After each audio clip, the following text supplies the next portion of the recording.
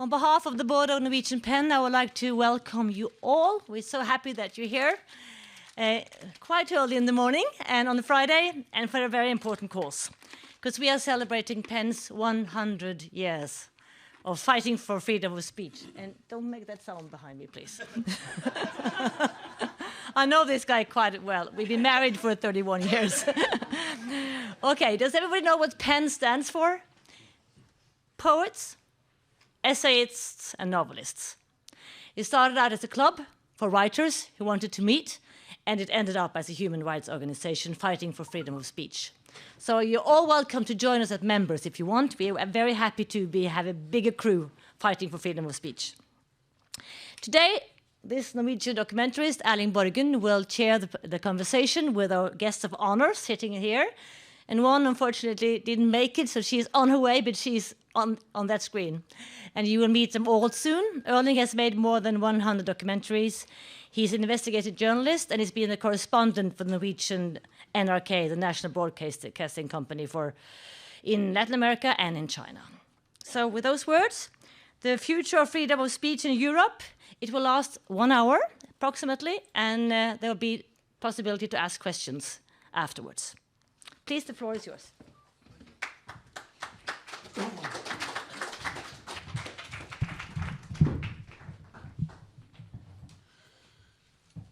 I don't know if you are there, Khadija. There you are. Thank you. Yeah, you are in Berlin on your way to Norway. Yes. I think I need to tell the people about our relationship.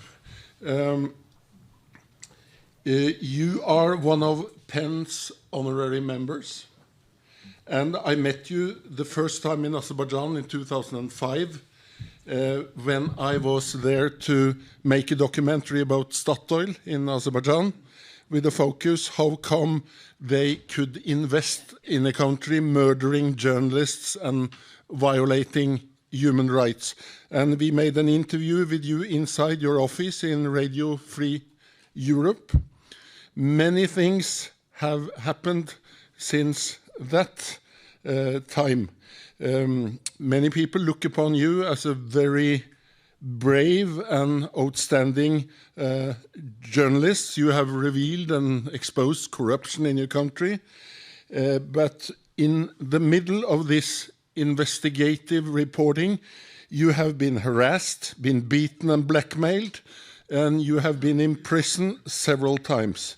How have you survived all this? Well, things that don't kill, they make you stronger, as they say. But, there is nothing extraordinary with what I do. I just do my job. It's my job to expose corruption. It's my job to report things that the government wants to hide.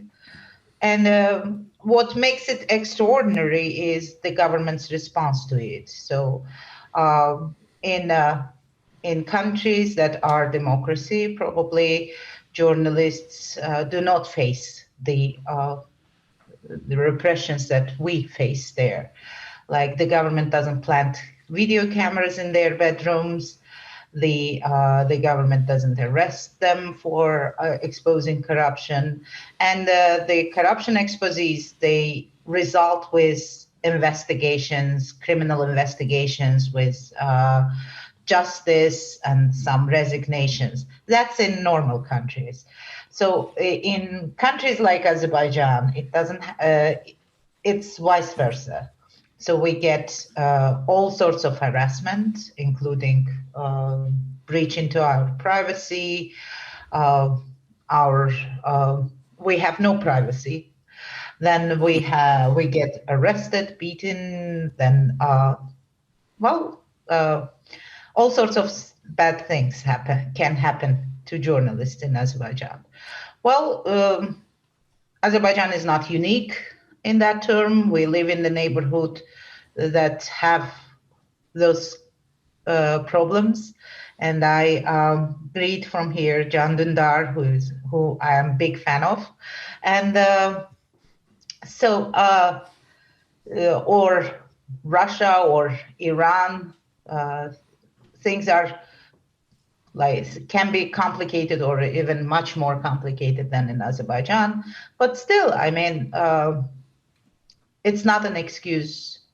What happens in neighborhood, what happens in other countries is not an excuse for violation of human rights. So I still live in Azerbaijan. I pretend living in the country where journalism is still possible.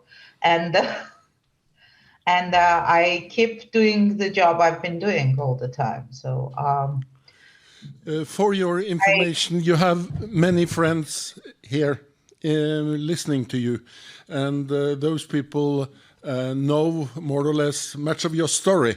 But for those who don't know your story, maybe we could tell a little about your exposure, your journalism.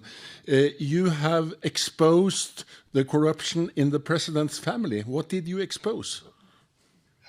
Well, I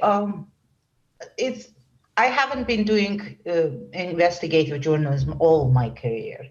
In the early years, it was what I call easy journalism, like covering the political life, reporting about the things, the comments from this, comments from that politician.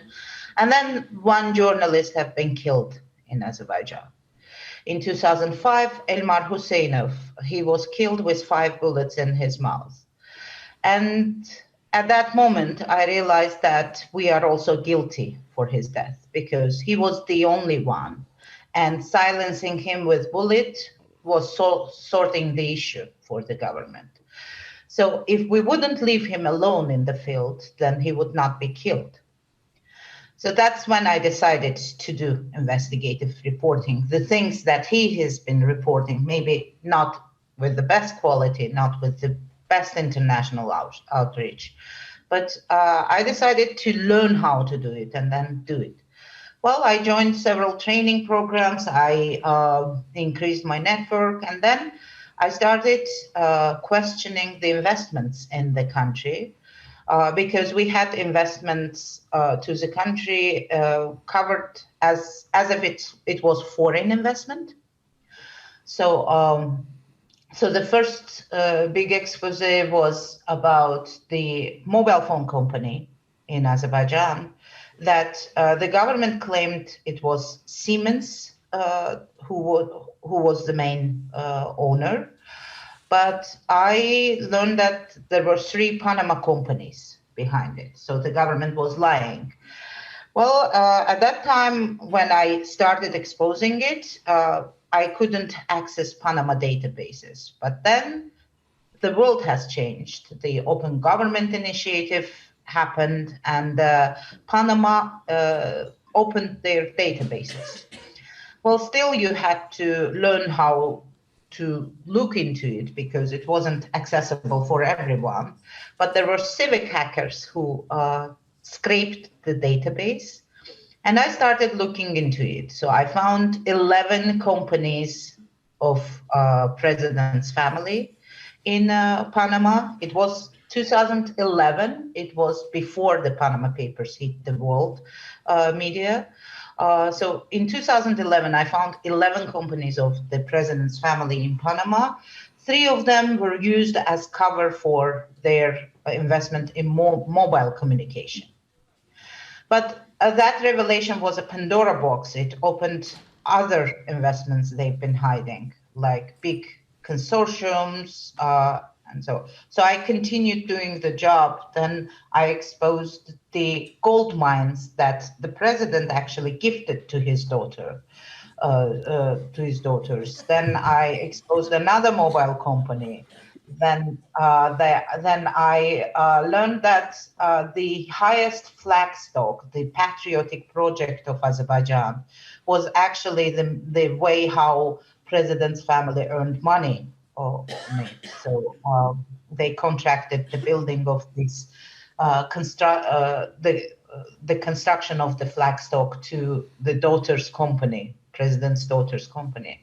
Then there was another revelation: the Eurovision concert halls, they have been built by president's daughter's company. So it was basically, after the first story, the Pandora box has opened, and we started doing more and more exposés.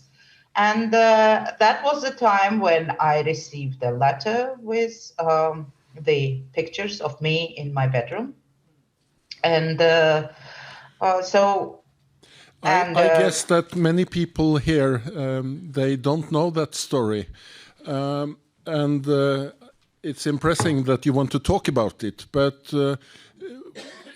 can you tell what actually happened? And how did you react? Well, it's not easy to talk about it, but it's like, if it wouldn't happen again, I would probably prefer to forget. But it happens. It happens again. It happens to people, more people in Azerbaijan. The political rivals are being attacked with personal information. Their family members are filmed in their intimate moments, and then that is being used as a blackmail for them. So the government is using that tool again against others. Then 2 years ago, we have learned that we have all been attacked by Pegasus spyware, and not only me, myself, or other activists.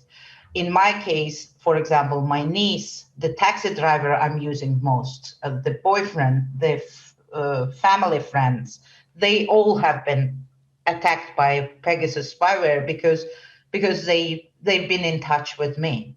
So the government is still breaching the privacy. So that's why I keep talking about it, keep exposing it, keep demanding the justice. So what happened was that in 2012, when I was doing the next report about the gold mines and the Eurovision concert hall, the two different investigations, I received this letter with pictures of me in my bedroom with my boyfriend. Oh, I'm not married, and that's a big deal in Azerbaijan. If you are not married and have extramarital relations, honor killings are still taking place in my country. And so I received this letter, and it has had a note that I should behave. And then not started connecting.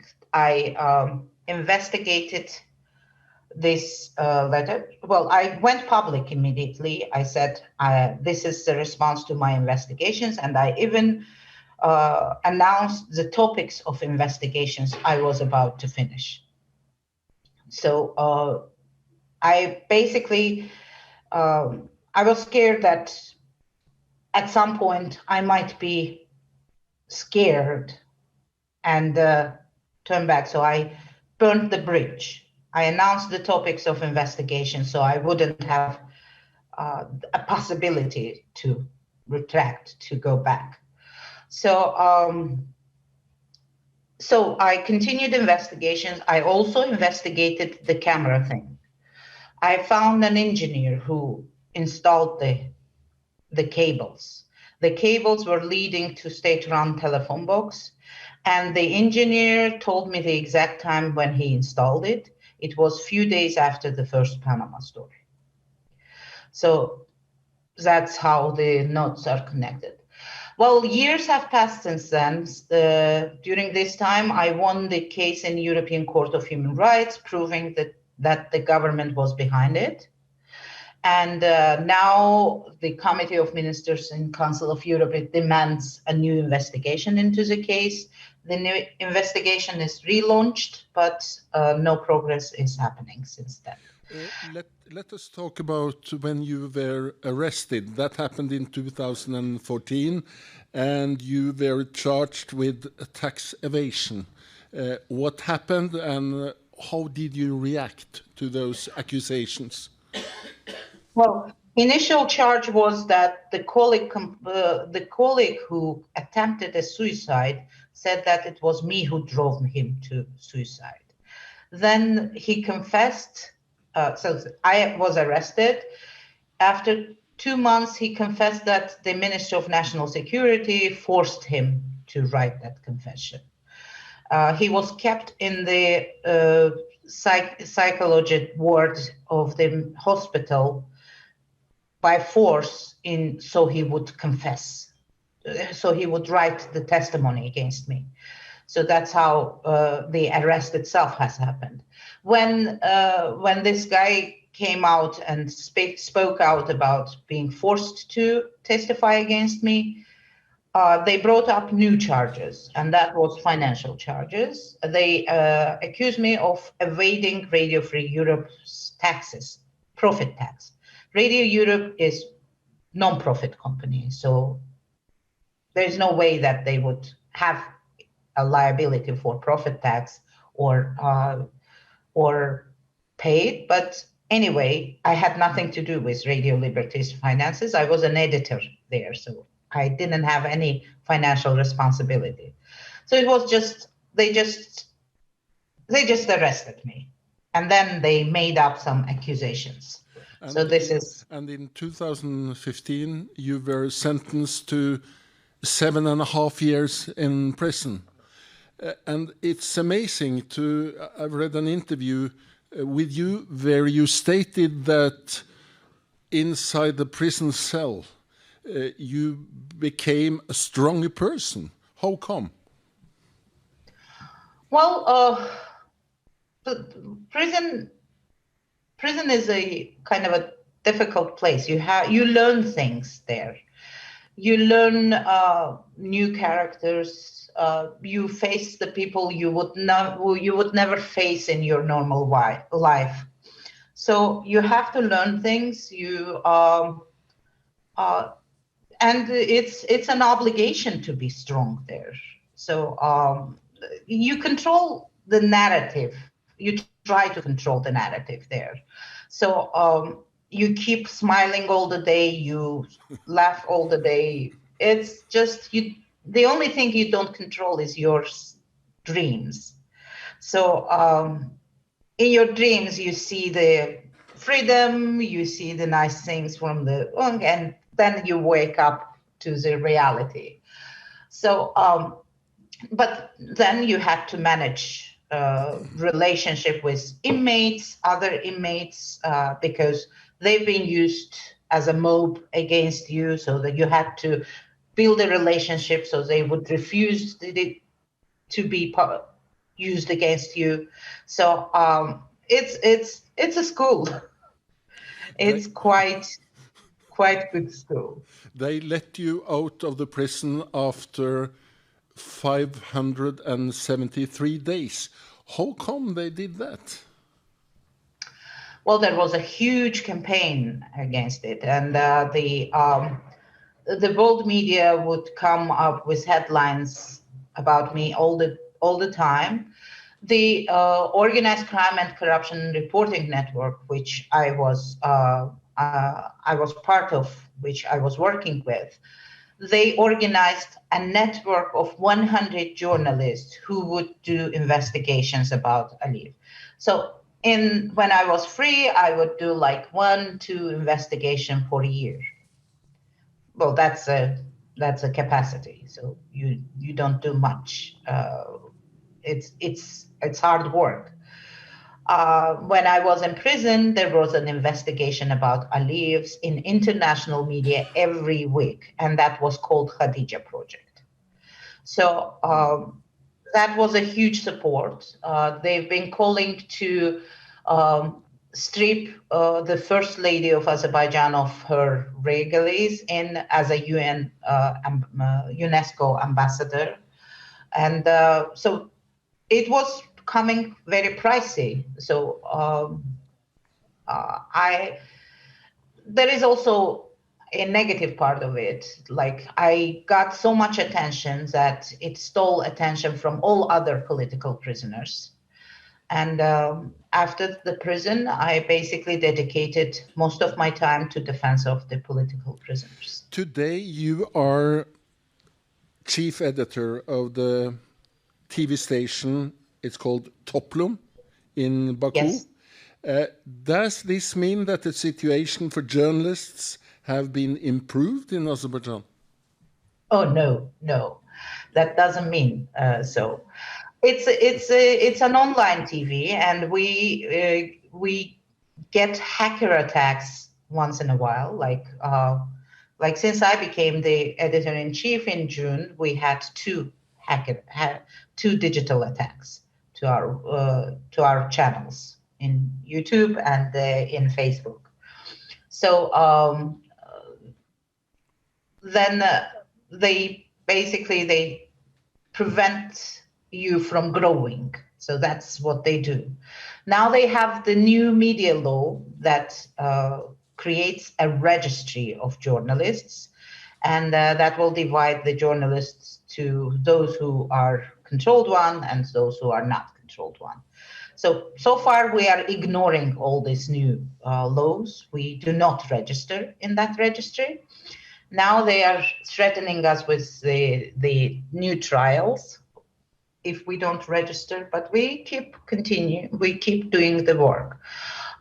It's difficult with access to information. Our reporters are not allowed to, for example, government events where they can ask questions.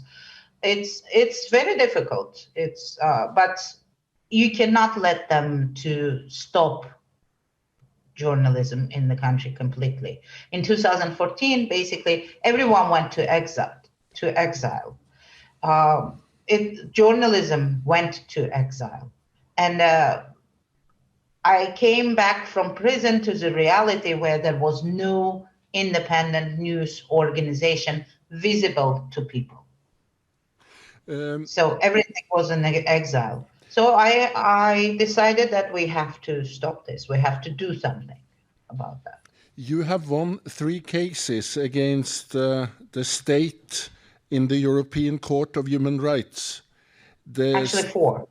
Actually 4, good. And the state had to pay you a substantial amount of money. Did they pay? Well, they paid and they withdrew part of it as a tax money of the. So. It has been a pleasure talking to you, and we look forward to see you in Norway tonight. Thank you. Thank you very much. Thank you.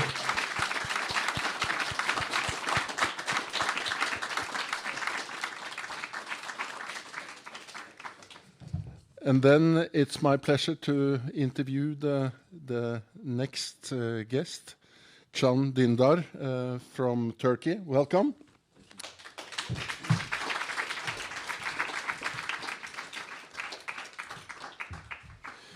We are very happy that you could come to this festival. You are one of PEN's honorary members. And you are also one of the most famous journalists from Turkey. You've been working as a journalist for the last 40 years for newspapers and magazines. You have made several documentaries, written more than 20 books, and been anchor in different television channels. You have won several important media and press freedom awards, but you have also been in prison, you have been harassed, and been to court several times. And today you live in Germany. You've done that since 2016. How come you live there? What happened? Thank you so much for inviting me, and thank you for coming. It was really interesting to listen, Khadija, and how similar our stories are. To see, it's amazing. I mean, we are not only neighbors, but we are sharing the same destiny, same kind of under the same kind of leaders' rule. How come I end up in Berlin, right? Well, she said journalism went exile. I'm one of them. Sometimes it's almost impossible to do your job in your own country. So at least in another country, you can reach your audience. You can get connected with your readers. Otherwise, I wouldn't do what I have been doing in Germany, in my own country, unfortunately. So because of a story I wrote, I got 28 years of prison. What was that story about? So the story was about Turkish government's involvement in Syrian war. The government was supporting the radical Islamists in Syria, mostly against the regime and against the Kurds. And it was illegal. I mean, Turkish intelligence service was sending arms to them. And it's not their job, it's illegal, and sending arms to another country is totally illegal. So there were rumors about that. We had been writing about this, but we didn't have the evidence at that time. And then we found a video showing that the trucks full of arms were on the way to Syria, and the drivers were Turkish intelligence officers. And of course, without thinking about it, we decided to publish the whole story. And they couldn't deny it because it was obvious, and it was a video, and there was no doubt about it. What Erdogan could only say that it was a state secret, so it shouldn't be revealed. Of course, every kind of corruption is a state secret in such countries. And he went to a TV station live at that night and said the guy who published this story would pay a heavy price for this. And since then, I've been paying this price. But yeah, in the beginning, he couldn't arrest me because the elections were approaching, and he had to wait till the elections. But he took note, you know. So just a week after the election, which he won, I got the letter from the prosecutor's office and invited me, and saying that this story was a secret. But the problem is, how can you know that it's a secret if it's a secret? It's difficult, you know. So I didn't know that it's a secret. And I said, I didn't know that it's a secret. Was it his secret or the state's secret? I don't know. Most probably it was his secret. But they didn't laugh as you did. They put me in jail. You stayed in jail for 92 days. Yeah, I was lucky. Yeah. But I read a fascinating story that you kind of started to paint. Well, not in the paint, but yeah, I was writing, I was painting, I was dancing, trying to do everything disturbing for them. Because I was alone in my solitary confinement. I was not like Khadija. So they put me alone in the cell. So this is another kind of punishment. They don't want you to get in contact with the other prisoners. So it was a big compound, but I haven't seen anyone. So you cannot reach any other prisoners. Like you are all alone, left alone. So that's why I was trying to survive my soul. Mentally. Mental health. And also, you want to show the guards looking at you that you are still alive. So it was not my intention to dance, but I was dancing in front of them, you know, just to show that, come on, you cannot beat me in this way. But listen, you were a well-known journalist and anchor in Turkey.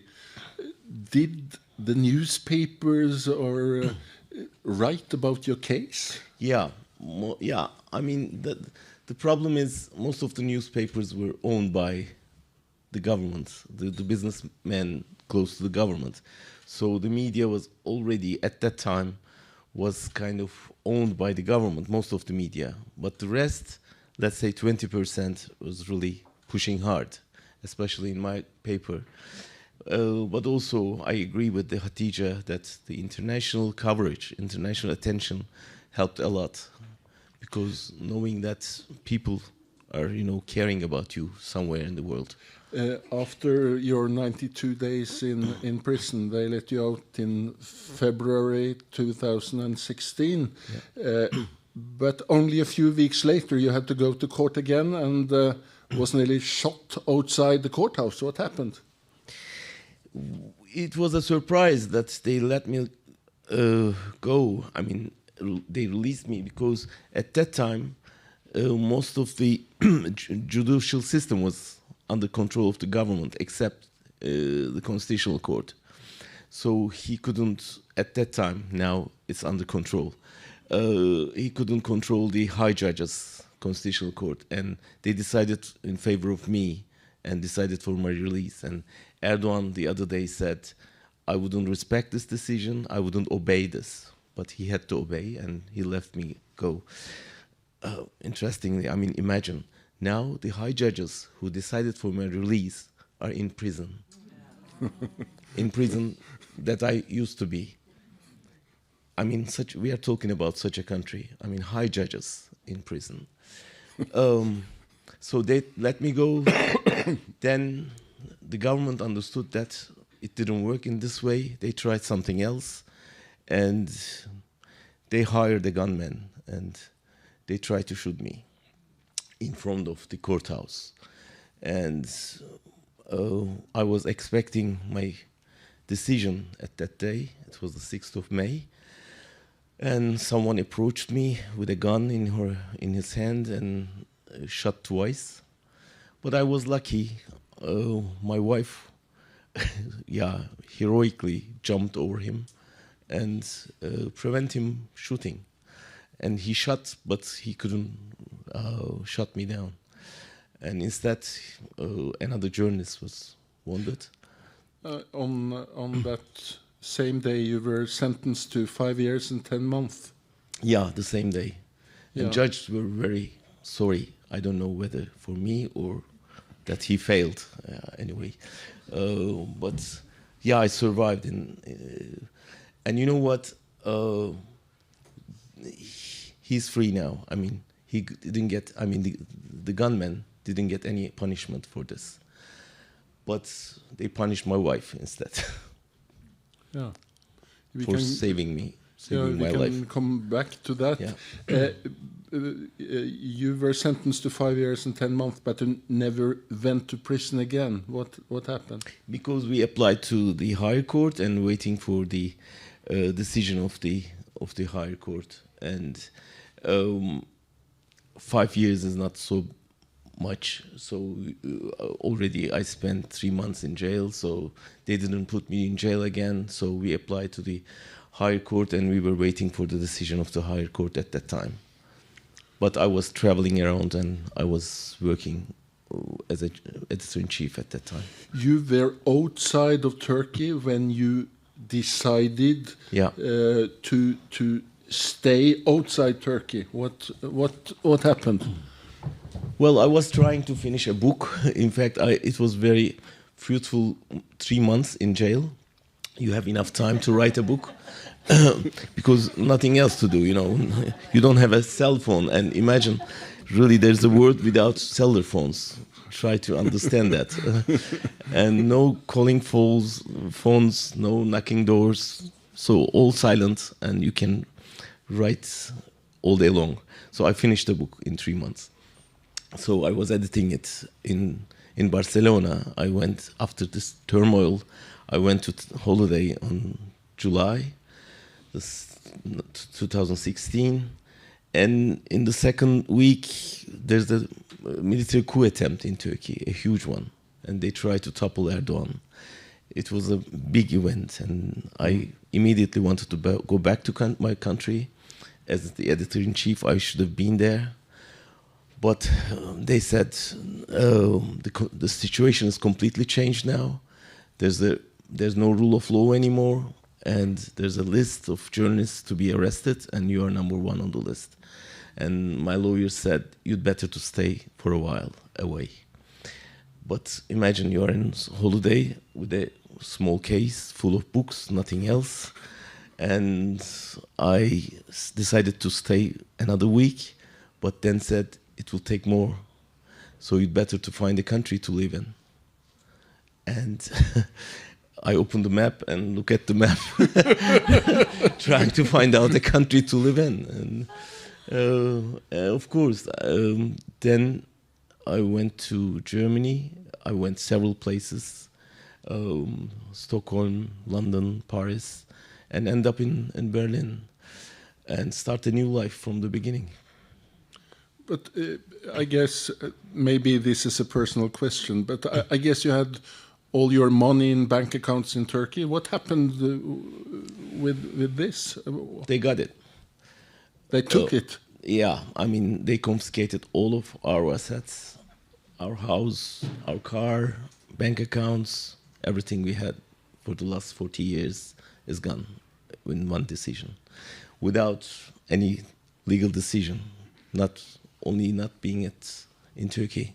And your wife was able to join you in Germany? Yeah, that's another issue. In my first week, I invited her to Berlin to start a new life together there. But they stopped her at the airport, took her passport, and said, "You're not allowed to leave." And there was nothing against her, just for being my wife. It's a crime, of course, I admit that. But so they didn't let her go, and we tried every way to, get her passport back, legal ways, diplomatic ways. Even Chancellor Merkel told Erdogan that this is not fair. It didn't work, and in the end, after 3.5 years, she had to escape illegally to Greece. So it took 3.5 years before you saw each other again? Yeah. Wow. Yeah, this is the difficult part. I mean, you can pay the price for yourself, but they punish your loved ones and your family members, kids. And as Khadija showed, I mean, your private life exposed, etc. So it's really high price to be paid. How is your life in Berlin today? What are you actually doing there? To be honest, I'm really happy professionally. I can write for German papers. I've been running a radio station, and we are reaching Turkey via YouTube and our radio channels, making documentaries. And now we published a publishing house which publishes the banned books in Turkey. So we publish the books there, and of course we are not allowed to distribute it in Turkey, but we publish the books in Berlin in Turkish and German and other languages, and sending Turkey for free online as a PDF, so they cannot stop it. You told me yesterday that you, at the moment when you go back tomorrow to Berlin, you are sitting in an editing room, editing. Was it 6 documentaries? About what? It's a documentary series called Guardians of Truth. So we are covering people in different countries fighting for freedom, like Khadija. So the first episode is already online in YouTube on Mexico, a journalist, Anabel Hernandez, who's fighting against drug mafia and the state. The second episode is on Belarus. Svetlana Tianovskaya will be the main character in the second episode. And we'll go on like this, so showing that there are people caring about democracy and freedom all over the world, and their story is really astonishing. I mean, as you saw it in Hatice's case.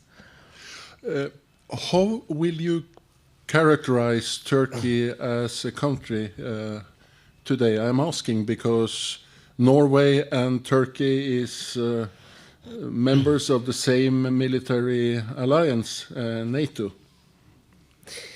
Yeah, Turkey is a special case. I mean, I always think that if you are going to Turkey from Norway, from Holland or Germany, you could see it very under very poor democratic rules, and it's an undemocratic country with a very poor human rights records. But if you are going to Turkey from Iran, from Azerbaijan, from Saudi Arabia, you can think that, oh, not bad. They're so we are in between, you know. Turkey had the chance to be a member in the European family. So from then on, Iran, Iraq, Saudi Arabia, Yemen, you cannot see something like this. So we are kind of at the edge of Europe, kind of last chance. And Turkey is the only example in the most Muslim world with a democracy. So we could somehow handle to, you know, broad democracy in a mostly Muslim country. So it was a big chance for Turkey. I didn't want to lose this chance. Unfortunately, European Union pushed Turkey away, and we are in the same military group, but not in the same political alliance, you know. So Western world used to see Turkey as a soldier of Europe, wait to the borders against Russia, and do your job, don't get into more political issues. So people fed up with it, and they lost interest in Europe, unfortunately. You have been living outside your home country since 2016. That's right. Do you hope to go back to Turkey one day? Yeah, next year. Next year? Next year I'll be going back, yeah. Yeah, I'm really hopeful that we are coming to the end of this turmoil. It's been already 20 years with Erdogan, and people really fed up with him. So as I told you, I mean, it's not like Azerbaijan, really, I mean, or Russia. I cannot see Russia as a democracy. But I totally believe that my country can go back to democracy. Next year in June, we have an election. Of course, that kind of guys don't want to lose any election, and they do whatever necessary to manipulate. And he will do his best to do it. But we learned a lot. So I hope that next year you will connect me from Istanbul to this meeting. Thank you. Thank you so much for coming to this Pleasure. festival, and I hope to see you in Istanbul, but also here. Okay? Pleasure. Thank you so much. Thank you very much. And now to you, Taciana.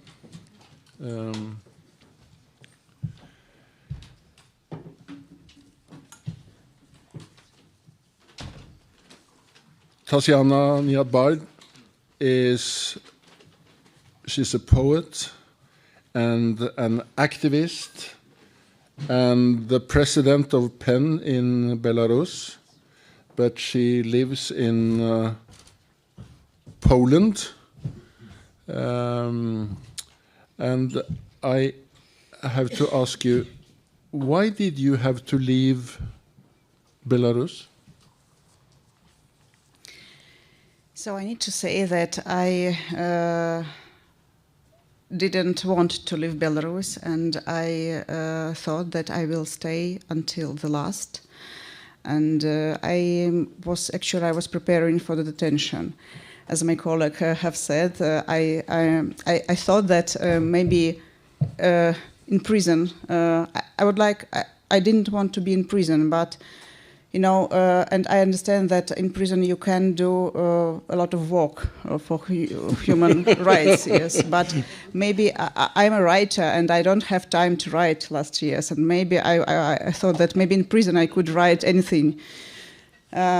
because now I'm writing only projects and reports for these projects. So, it's actually was how I now can understand. It was some suicidal willing to stay in Belarus.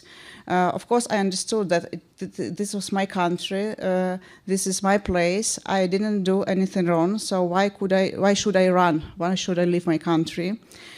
And actually, I denied this possibility for relocation for security reasons. And moreover, like many of my colleagues and my friends, I prepare back for prison. I prepare general power of attorney and agreement with the lawyer, even a will. But my work included some trips to Poland, to other countries. So for international meetings also. So during one of these trips in July 2021, when I was in Warsaw, there was this raid of forces, security forces to civil society organizations and civil society leaders. And also PEN was searched, and then Ales Bielatsky was arrested, and many of my friends was arrested there. And so I decided to stay in Warsaw. I had a feeling that I could relocate PEN Belarus team to the Warsaw, and then we set up our work from there, and I could return to Belarus, but I'm in Warsaw still. Yeah. You mentioned the name Ales Bielatsky. He won the Nobel Peace Prize this year, together with a Russian and an Ukrainian human rights organization. What was your reaction when you heard the news about Ales? So I was very proud and I was happy about this choice. Ales Bielatsky is he's a chairman of Human Rights Center Vesna. This organization was liquidated in the beginning of 20s, but actually he is a member of PEN Belarus as well. He is a member of Belarusian Association of Journalists, of Belarusian Union of Writers. He's a member of these several organizations, and this Nobel Prize was, especially in these times of war, when Russia attacks Ukraine, and when we, as a Belarusians, could feel guilty, could feel responsible for using Belarusian territory for attacking Ukraine. This prize was a symbol of recognition, of international recognition of our input in our common deal of human rights and our common deal of peace. So I was very proud for Les, and I know that he is working on human rights, on this peace deal for many years, and he, how to say, заслуговує,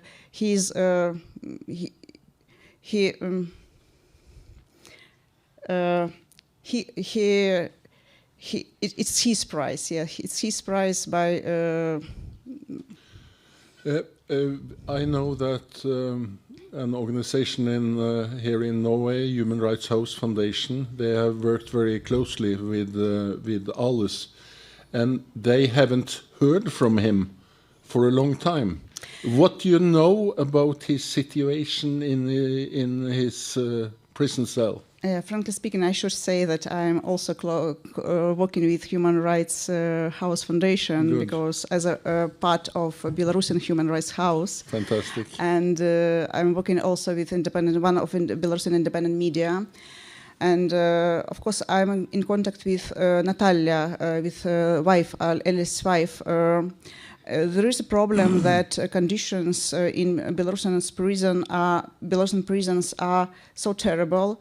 It is not a metaphor that people are really rotting there. Conditions are recognized by international human rights organizations as a torture in Belarusian prison. and you don't have even a right to receive letters or send letters. So you have this right. You could send your letters, but the letters just didn't pass the censor. They just threw it out. And letters to Ales could not reach him as well. Only he could receive letters only from his wife, from family members, and I should say that not all these letters he received, as I know. Yeah, so it's very difficult to have this connection with them. Sometimes we say that the main role of lawyers today in Belarus, it is to be this connection line between a prisoner and his family, because very often only due to these lawyers' visits to the prisoners, you could have any information about him. But I know that Ales is working on his books now. He is writing about funding of museum. But we could, of course, publish these memories, because we were afraid that these letters will stop and will not pass the censor if you will publish these letters, for example. Do you feel that the Lukashenko regime, the Belarusian authorities, how they have reacted to the Nobel Peace Prize award? Have they said anything? No, they didn't. When Svetlana Alexievich have this Nobel Prize in Literature, he didn't say anything. There were no there were no congratulations with this award from Belarusian state. And now Lukashenko didn't say anything, but of course it could be it is irritating for him, I think.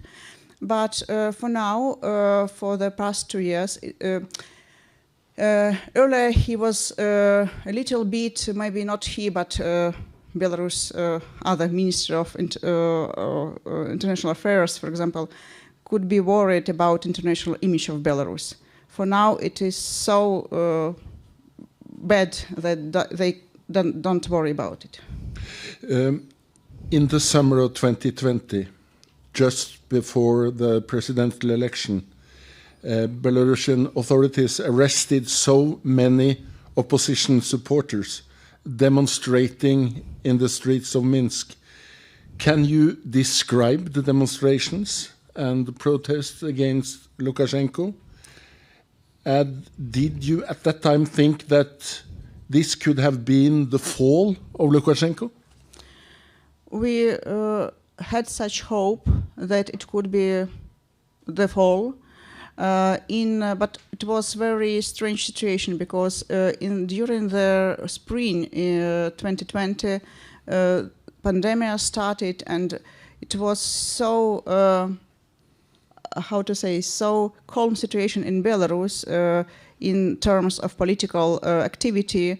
So we thought that it will be another 2015. With predictable results but then some candidates said about their willing to be candidates, as Viktor Babarika, for example, and a huge political campaign began from their side. Viktor Babarika was known in cultural field because he was a mecenate, and he created some possibilities to crowdfunding in cultural field and in other fields. So it was a very important person. He was a very important person, and of course it was very exciting and hopeful, and we thought that maybe something will change. But what should I say about this protest? It was there were peaceful protests.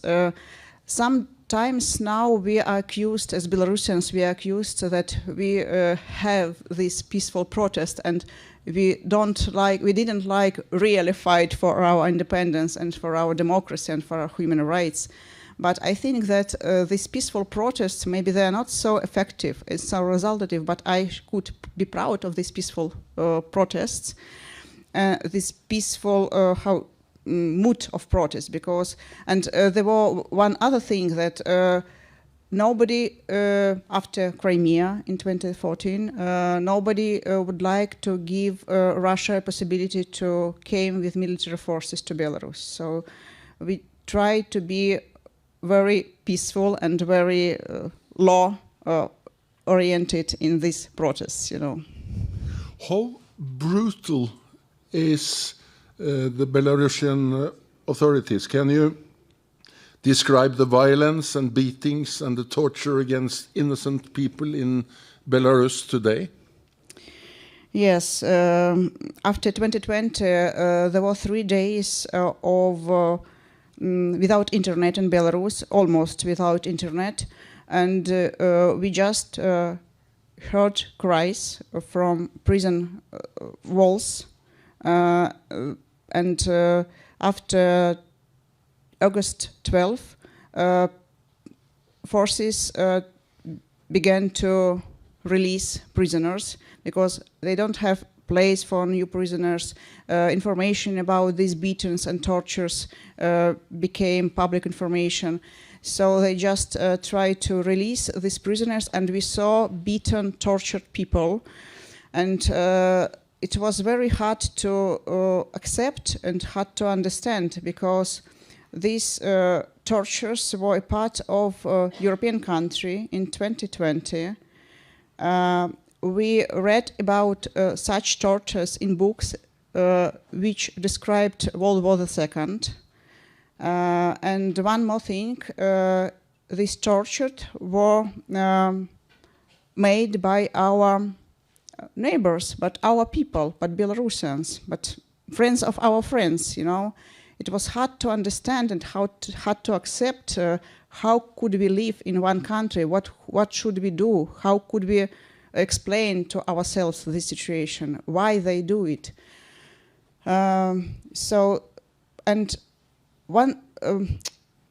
There were more than 50,000 of people who were detained in the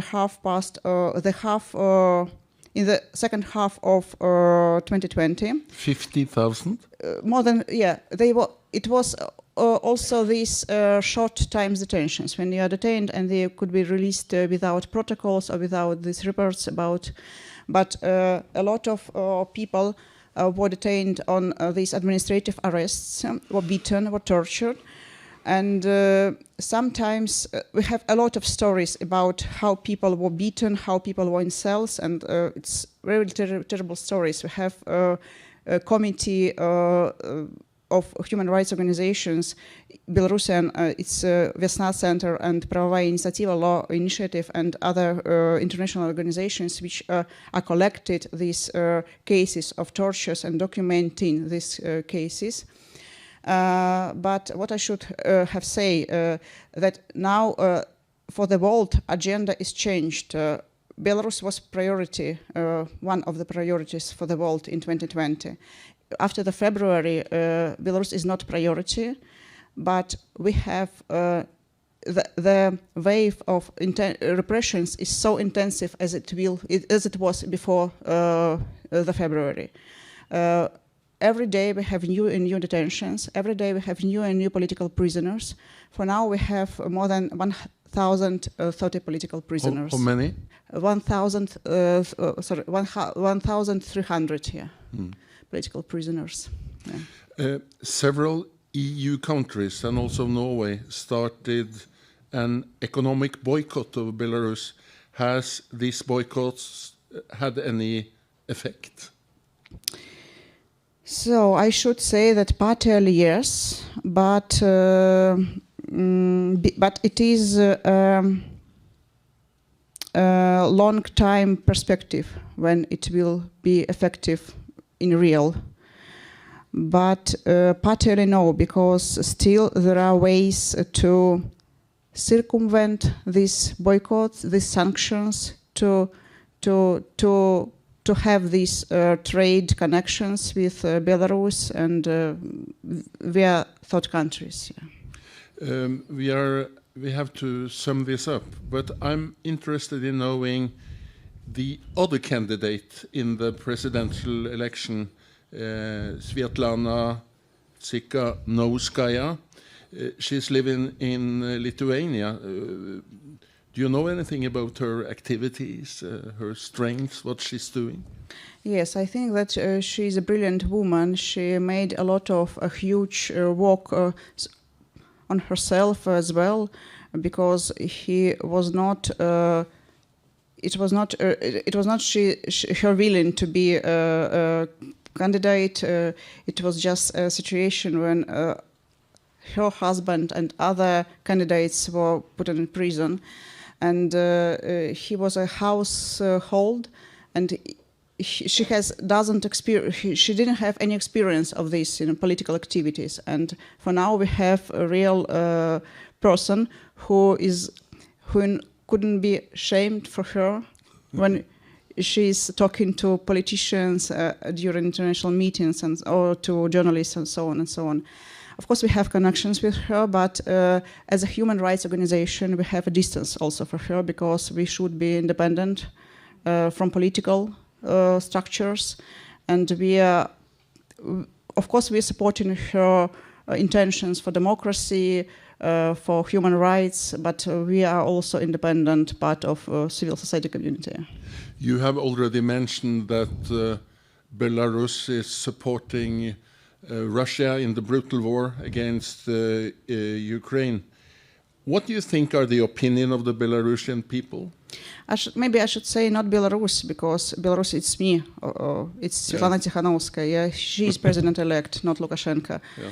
And Lukashenko supports Russia, supports Putin, and I think that Belarusians, I'm sure that Belarusians are not supporting war and not supporting Russian aggression to Ukraine, but propaganda has their results. Its results in Belarus, independent media are blocked. They are recognized as extremists, and so if you, for example, have send a link with some news to your parents or to your friends, you could be detained for sending of extremists, for sharing extremist materials, and independent media are blocked, and you could reach websites only via VPN, of course. For some part of Belarusians who are inside Belarus, it is reachable and it is to overcome, but for huge part of Belarusians, it doesn't possible to reach independent media. So it's a problem that propaganda, unfortunately, has its results and affects people. And as we saw at social, so we don't have actually independent social services inside Belarus. And only way you could, at its internet or via telephone, you could ask people. So we see this increasing of people who are not, who don't have a straight position, who has an opinion that maybe it's not, we don't know, maybe it's not so. We don't know who is right, who is not. So it's such position. When do you think you can go back to Belarus? So I saw this wonderful, yeah. You know, in 2020, before New Year, we were still hoping that maybe it is not for such long time wait for changes for us. And we have some toasts at New Year in 2020. I would like to meet next New Year in a normal democratic country. And some of us are in Lithuania, some of us are in Poland now. So one of journalists, Andrei Alexandrov, who was sentenced, I guess, to 14 years of prison, and he was detained in the January of 2021. He has such wish as a more new interesting articles. So he had it, more new interesting articles. I'm very careful with my feelings and wishes and thoughts. But of course, I would like to be in Belarus as soon as possible. Yeah.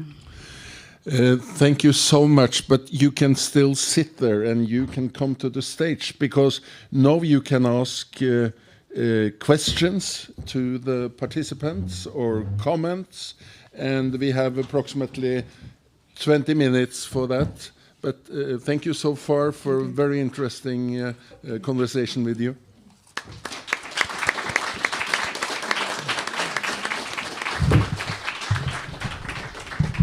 So please, you can say what you like and ask questions you like, but please introduce you first.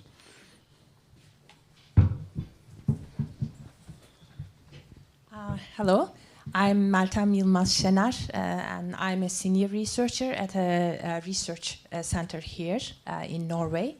And my question will be to Can Dündar. I'm really happy to see you the second time here in Oslo.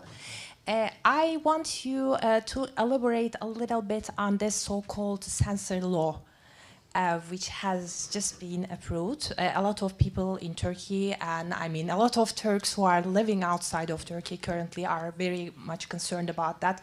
Can you talk a little bit about the possible impacts of that law? Thank you. Sure, thank you. As I told already, most of the traditional media is kind of under control of the government at the moment, and there are few TV channels and a couple of papers left to be brave enough to challenge the government and put some interesting, important issues on the agenda. But that makes social media makes more important, and we all use social media to communicate with each other, to give news, information, etc. So then the government realized that just before the election, social media should be under control as well. So they put this new law. It's called disinformation law. It's like 1984's Ministry of Truth. So disinformation law means produce disinformation. So there will be a ministry there which produces disinformation. So now we have a problem, of course, because everyone who uses social media and give news about, for example, if you want to give anything about the corruption case of the president or family members, as Khadija already mentioned, which is very similar, then you'll be in trouble.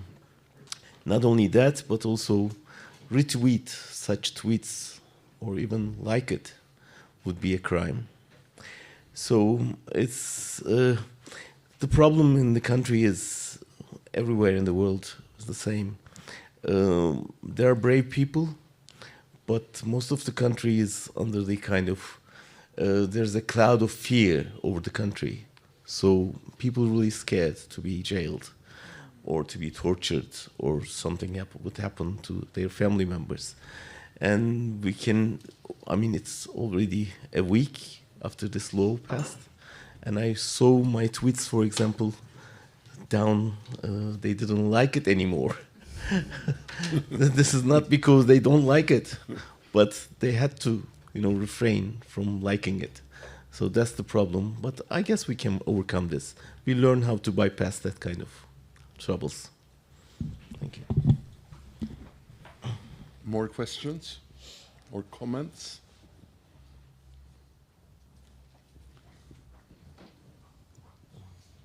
Hello, Anne Sikmunde from Human Rights House Foundation. Thank you for a very interesting conversation. I had a question to Taciana. If you could say something more about the role of artists and writers during the protest, and also how is the situation now? Are there anyone left inside the country who are able to protest or speak up, and how do you assist them? Thank you. Thank you so much for this question. Yes, of course, artists had their important role during the protests because they have their own audiences, their opinion makers. So that's why their opinion was very important for more than for a huge amount of people, and they actually many of artists who considered to be not political for a long time in 2020 became political in their understanding of this word. To be, in my understanding, they became to be civic awareness. It's like to be here this way, because many years of being political, government banned everything. Artists have no possibility to meet with readers, with listeners, and so on and so on. That's why many of artists were not political for the long time. But in 2020 this changed, and we had a real huge amount of artists during protest. They were not only a part of these marches. They were also they had concerts during protest. They had readings during protest. They play their instruments during protests to inspire people, to help people, to make them more happy, to have this atmosphere during protests, peaceful and happy. And after, when protests were pressed, we have such local communities. My building, my apartment building in Minsk also has this local community. When we meet with my neighbors in the and have tea or coffee, and we invited poets, we invited lecturers, we invited musicians to have these concerts during our meetings. It was really wonderful because I'm a part of culture life and a cultural field, but many of my neighbors were not a part of this cultural life. They didn't know any names of Belarusian writers, Belarusian musicians, and this was a chance for them to know them, and a chance for them to be interested in that. And after this wave of interest to the Belarusian culture, to the Belarusian language, they had for this New Year 2021, they were asked what could we buy as a present for our neighbors, for our parents, and calendar. Don't be silent in Belarusian. It was named. It was just calendar. When you have a Belarusian word for every day, this calendar was published actually some years ago, and it was this idea, and every year it was renewed. And this calendar rapidly was sold by a huge amount of copies because of huge interest for this Belarusian product in Belarusian, just calendar, you know. And in the beginning of the 2021, security forces came to publishers, to graphic designer of this calendar, and it is a news from month ago, I guess, this calendar was recognized as extremist calendar in Belarus. So it's like a circle of this. But I could, just one sentence more, that as I have said, we have more than 1,300 political prisoners in Belarus, and there are 103 political prisoners as cultural workers in Belarus. So it's a lot. And answering the question, is someone is in Belarus? Yes, a lot of people are in Belarus because Belarus state doesn't support Belarusian culture and Belarusian language. You could be detained even for speaking Belarusian language on the street. And when we are in Poland, for example, because there are 4 countries where Belarusians run after 2020: Ukraine, Poland, Georgia, and Lithuania. There is some of us who were in Ukraine should run one more time after February 2024. But Poland or Ukraine or Lithuania or Georgia will not support Belarusian culture because it's not the ideal to support Belarusian culture. And it is very hard to find a job somewhere outside for cultural workers. And in Belarus, they have dismissals because of political reasons. And Ministry of Work, how to say, even say this in a direct words that we have more than 300 political dismissions of those non-loyal to state. Why state should pay salary for those who are unloyal? They just say it in direct words because they don't understand what they are saying, actually. So the state, I would say that state appreciate role of cultural workers and give cultural workers huge sentences as well as independent journalists or human rights defenders. Yeah. You had a question. Make it quick. Yeah.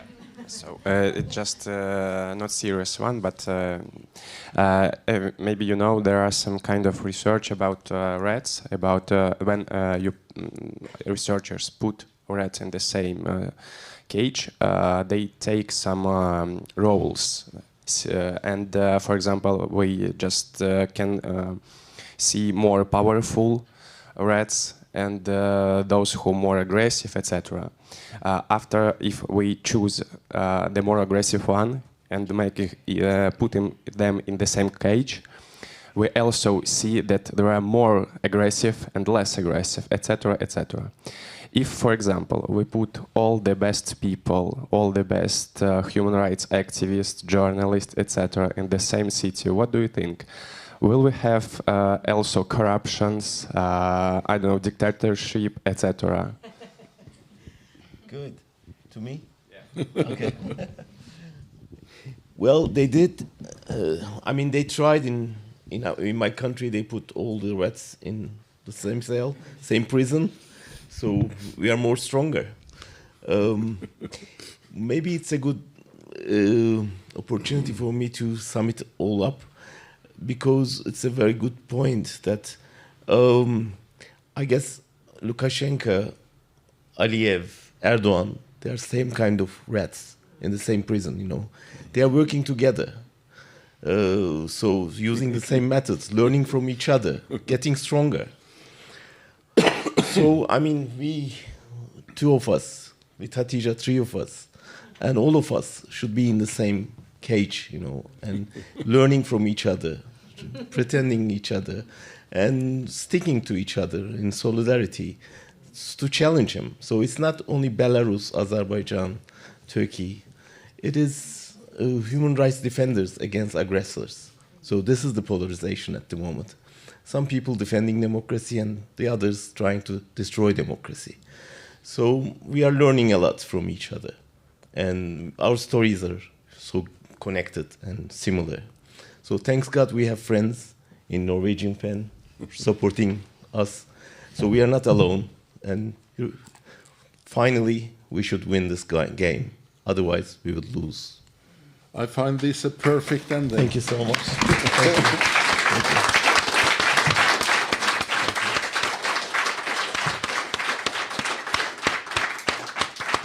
Thank you so much, Sean, for summing this up so beautifully. I just want to thank everybody for coming, and I want to remind you, please bring this with you and keep it on your desk, and please know that you're welcome to all meetings. We're going to have so many great meetings, debates, poetry, theater, exhibitions, films, and it's lasting until November the 15th. So please come back, and you can have more. If you have like an office with friends or friends you want to invite, Jenny here will give you more copies. Where are you, Jenny? She's there. So you can bring some to your friends, and please help us spread the word. And I want to give this beautiful panel a little reading from Norwegian PEN. It's a poetry collection written by another of our honorary members, Ilham Shumak from Turkey. He was not as lucky as you. Yeah. He has been in jail, innocent in jail, for 28 years. The last 7 in solitary confinement. And during those, a whole life. And during those years, he's been writing 9 books of poetry. That's what I call strength. And well, like he said, like you talked about, he ends one of his poems like this: to be in jail, that is life separated from the sun. There is no direction here, but there is a way out. There's always a way out. Thank you for showing us the way.